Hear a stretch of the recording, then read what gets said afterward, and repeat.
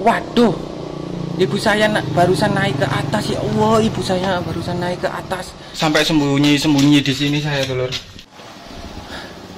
Assalamualaikum warahmatullahi wabarakatuh. Jadi sebelum kejadian itu saya ada info, Dulur, dari Curakoboan. Katanya sih banjir kecil ya, cuma lahar dingin gitu aja, nggak ada kayak kepulan asap-asap gitu. Waktu itu saya langsung siap-siap berangkat ke Geladak Perak. Nggak sampai Geladak Perak itu saya turun ke jalur lahar Semerunya. Terus saya video, Dulur, ininya, banjirnya.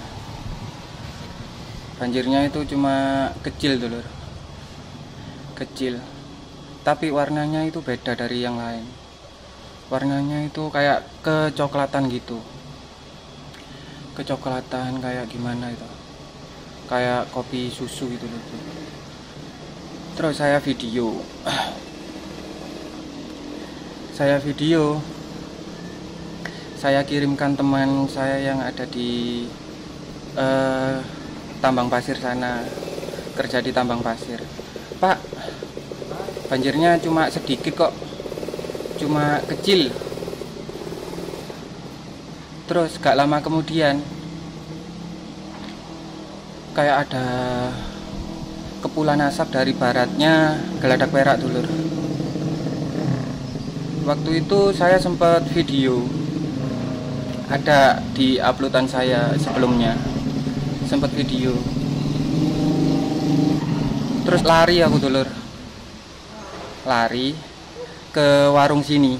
Lah ini warung yang di sini di lereng Geladak Perak, sebelum Geladak Perak. Waktu nyampe warung sini ketemu ibu saya mau naik juga ke warung bapak saya yang ada di jembatan Geladak Perak itu. Loh, Bu, ngapain naik? Ini sudah ini apa? Nggak kelihatan, sudah peteng gitu, Dulur. Seumur hidup kan ini saya nggak pernah ngalamin kejadian kayak gini, Dulur, sama ibu. Jadi itu waktu itu mau nyempetin naik aja, Dulur. Ibu itu sama karyawannya ibu itu waktu itu. Ya udah kalau emang mau naik, ini apa? Sembunyi di bawah mantel, Bu. Hati-hati, Bu. Ini. Aku di belakang ibu. Ini. Terus mau naik, mau nerobos kayak awan panas gitu, Dulur. Nggak tahu kalau itu awan panas. Soalnya seumur hidup itu nggak pernah kayak gini keluarga saya, Dulur.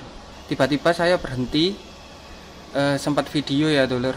Soalnya saya ini ya sering kayak ngasih kabar gitu kalau di bawah itu waspada, harus waspada. Jadi saya video, sempat video. Terus ibu duluan ini. Semakin ini ya, nggak kelihatan ya, airnya abu itu semakin ke saya itu semakin tebal, Dulur.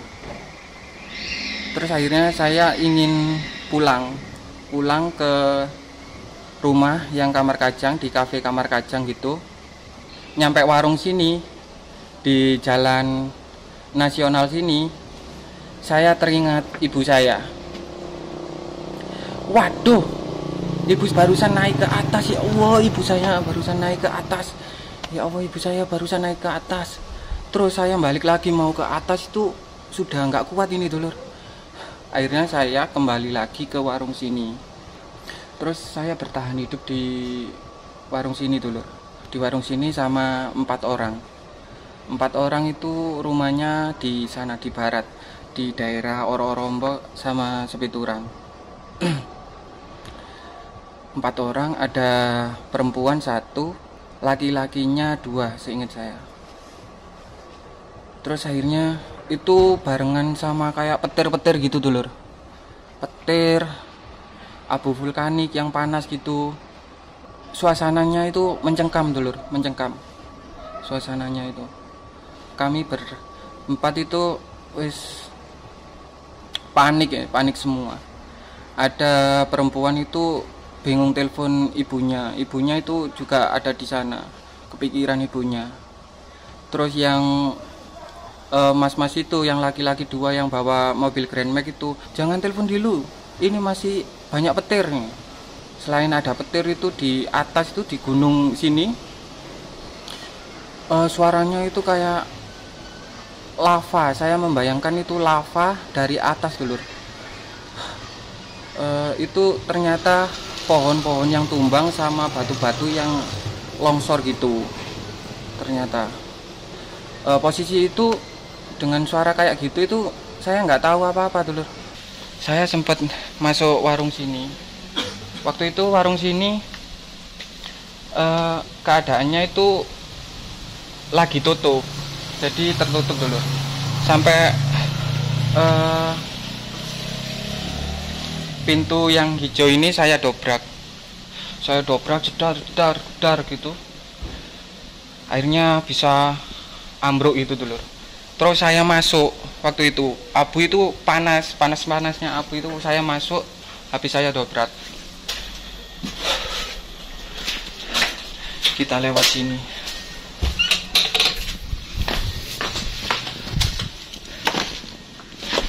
Nah, waktu itu saya masuk di sini, keadaan itu abu itu panas.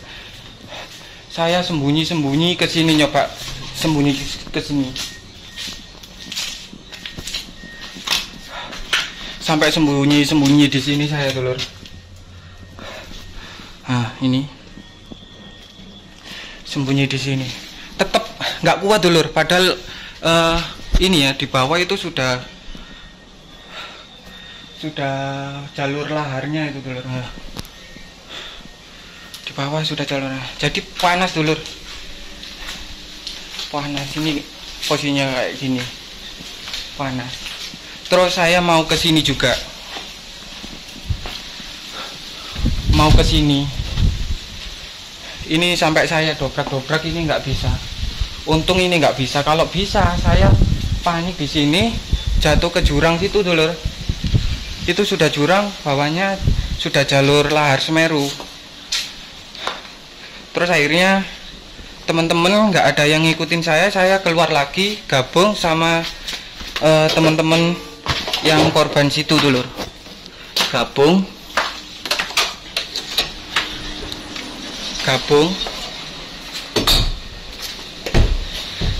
itu saya berada di sini.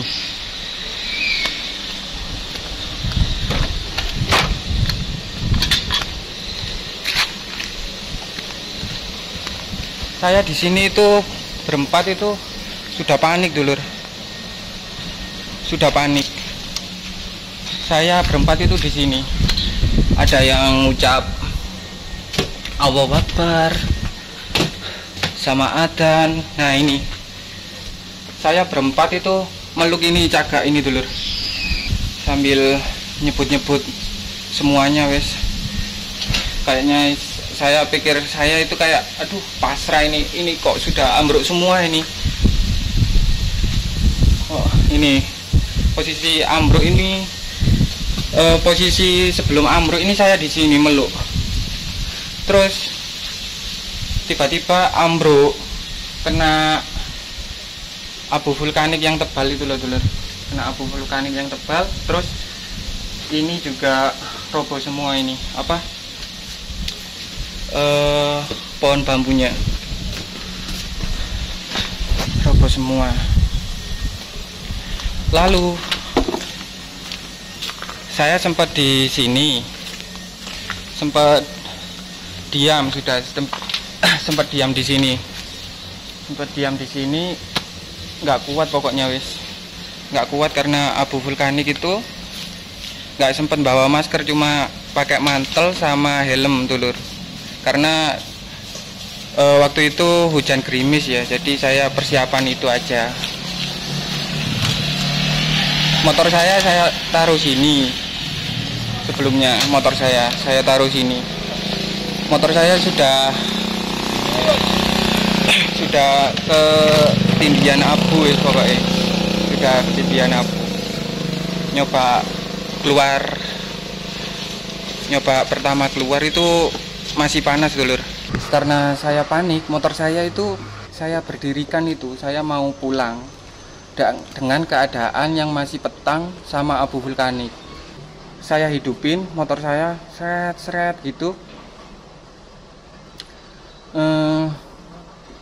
nggak bisa hidup ya. Jadi kuncinya itu sudah kemasukan abu,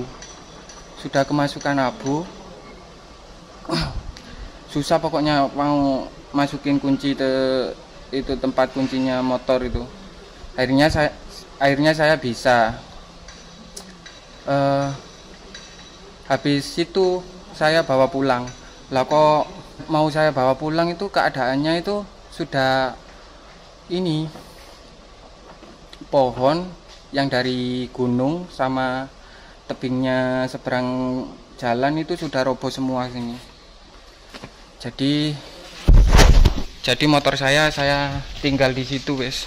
Soalnya motor saya nggak bisa turun sudah. Saya berlari ke kampung dulu sambil membawa bantuan senter HP ini. Saya hidupin. HP saya itu sudah ini kena air sama lumpur-lumpur itu campur abu vulkanik. Jadi susah hidupinnya, panik pokoknya. Terus akhirnya lari melewati pohon-pohon yang tumbang, pohon-pohon besar yang tumbang itu. Jalannya ketutupan pohon-pohon tumbang yang besar itu gini. Saya turun.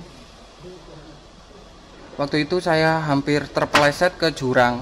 Terus saya harus pintar-pintar cari akal. Jadi gunung itu saya senteri pakai HP itu dulu. Saya merembet sama pinggir-pinggir gunung gitu.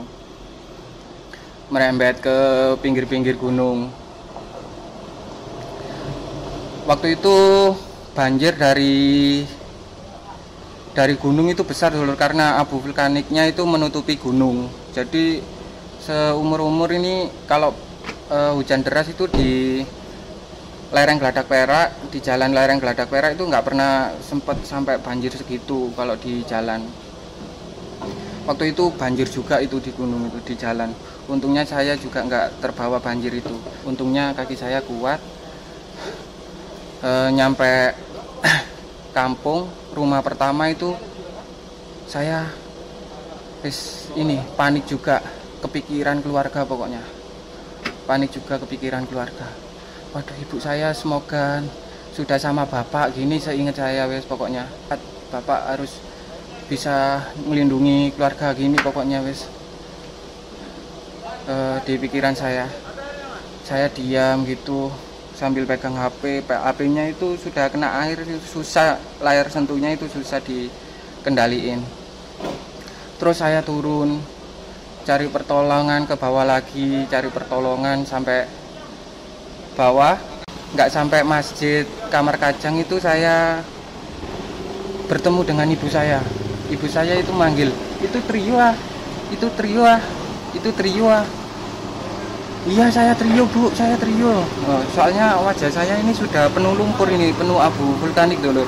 Jadi sudah nggak kayak rupa wajah, susah mengerti ya kalau wajah saya itu trio.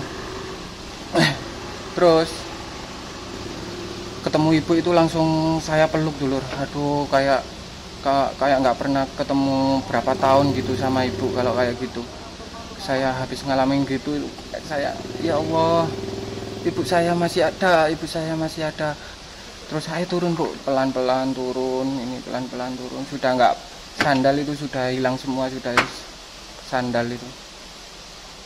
Turun akhirnya berlindung di masjid, menunggu bapak saya itu nggak datang dulur. Ayo semoga bapak selamat bu, ini aku juga kepikiran ini. Biasanya kakak saya itu bawa anak-anaknya dua itu, yang satu SD, yang satu masih kecil umur berapa bulan gitu. Saya kepikiran itu, biasanya juga sama Mbak Ika ini. Terus bapak saya di sana juga sama karyawannya, tuh semoga selamat semua. Jadi kepikiran itu, waktu itu wes mati lampu. Jadi saya susah ngubungin dulu. Mati lampu kalau di sini itu sinyalnya itu hilang. Susah sinyal kalau di sini mati lampu itu. Terus ibu saya waktu itu kelihatan mirip bapak dari atas itu, jalan geluduk di jalan. Langsung saya berlari ke arah bapak itu. Oh, ternyata bukan bapak, ya Allah, ternyata bukan bapak ya. Nanti bapak ini, ya Allah, bapak, ayo bapak ndang mudun gini. Akhirnya saya kembali lagi ke masjid. Akhirnya saya kembali lagi ke masjid sama ibu. Ayo sabar, ayo bapak iki ya apa bu, aku kepikiran keluarga terus pokoknya itu sama ibu itu. Ibu sampai nggak bisa nangis gara-gara saya yang terlalu kepikiran. Akhirnya ya apa iki kudu menyelamatkan bapak ini, menyelamatkan kakak saya ini, semua keluarga yang ada di jembatan Gelabrak Perak. Ayo bu, naik lagi. Akhirnya saya naik lagi, itu sudah naik lagi sampai warung sini saya. Naik lagi itu keadaan sudah sunyi dulur. Sudah dari tebing sana di jalur lahar Semeru itu sudah ini kayak uapnya itu gerah, itu panas, masih panas, terus sunyi. Pohon-pohon besar itu wes ini kayak kemeretek itu bunyinya, kayak mau roboh gitu. Sampai ibu saya itu sempat saya tinggal karena aku panik pengen cepet-cepet selamatin bapak itu, cepet-cepet selamatin keluarga saya yang ada di jembatan Geladak Perak. Aduh, sampai ibu ojo ditinggal ale, ibu jangan ditinggal, pokoknya kita bareng selamatin bapak bareng-bareng. Akhirnya saya peluk lagi, ayo saya naik sampai warung sini. Sampai warung sini itu ke arah ke jembatan Geladak Perak itu masih ngebul dulur. Masih ngebul. Di seberang jalan sana yang ke bawah itu masih ngebul. Kayak ada susulan gitu. Kayak ada susulan itu saya turun lagi sama ibu.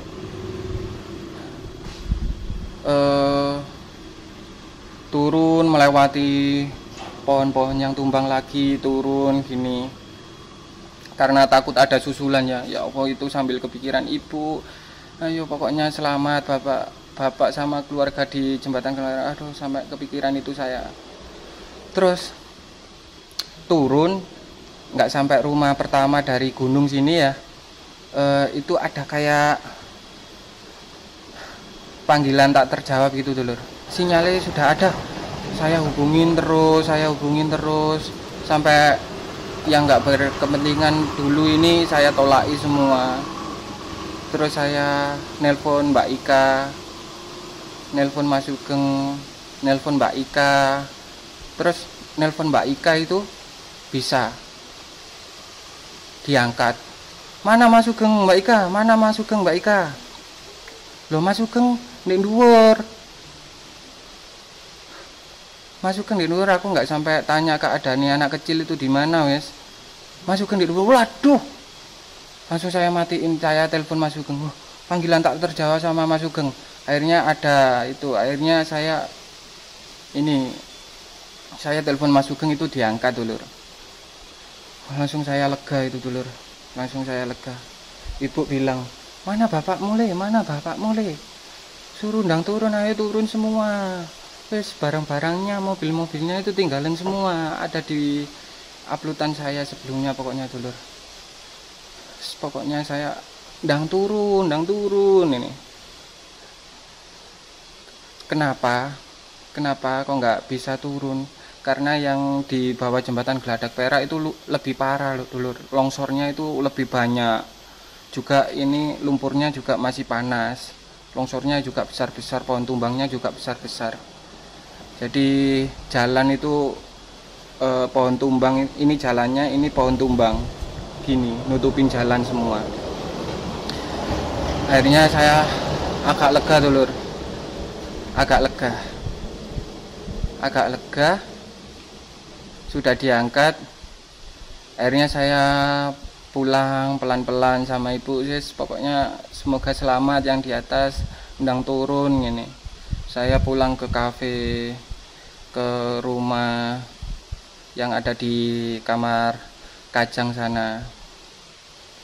Saya pulang pelan-pelan sama ibu gini. Habis maghrib, sekitaran maghrib itu, bapak sudah pulang ke sini. Langsung saya peluk dulur sama ibu itu. Oh, bapak langsung saya peluk. Seumur hidup saya nggak pernah meluk bapak sampai segitunya itu dulur. Akhirnya saya peluk, ya Allah, bapak selamat, bapak selamat itu. Endi Mas Sugeng, Pak, endi Mas Sugeng masih di atas, kata bapak, masih nolong Mbak Siti, kata bapak. Itu masih nolong ya. Oh ya udah, kalau nolong. Habis itu Mas Sugeng pulang, Mas Sugeng datang, saya peluk juga, ya Allah, Mas Sugeng selamat, ya Allah, Mas Sugeng selamat. Saya peluk dulur. Kakak saya itu saya peluk. Aduh, ya Allah, berai selamat, ya Allah, Mas Sugeng, berai selamat, Mas Sugeng. Terus Mas Sugeng cerita kalau Mbak Siti belum ditemukan. Saya masih tidur di kafe waktu itu, di rumah kamar Kajang. Saya itu nggak bisa tidur karena takut ada susulan itu.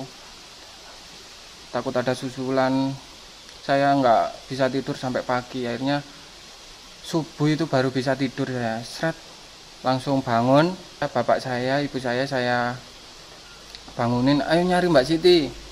Pak, ayo nyari Mbak Siti. Akhirnya saya naik ada di uploadan saya sebelumnya pokoknya. Akhirnya saya naik nyari Mbak Siti. Saya naik duluan, nggak ketemu. Akhirnya pagi itu Mbak Siti ketemu sama bapak dengan keadaan berlindung gini dulur. Akhirnya dievakuasi. Saya langsung ke bawah minta pertolongan. Ada korban di atas. Akhirnya dievakuasi, sudah itu ada di postingan saya. Ya udah, pokoknya segitu dulur. Mohon maaf ya dulur kalau ngomong saya belepotan. Pokoknya bisa di visualisasi sendirilah. Jadi begitu ceritanya, kronologi saya bertahan hidup di sini, dan saya itu waktu itu kayak pasrah gitu dulu. Jadi begitu kronologinya. Assalamualaikum warahmatullahi wabarakatuh.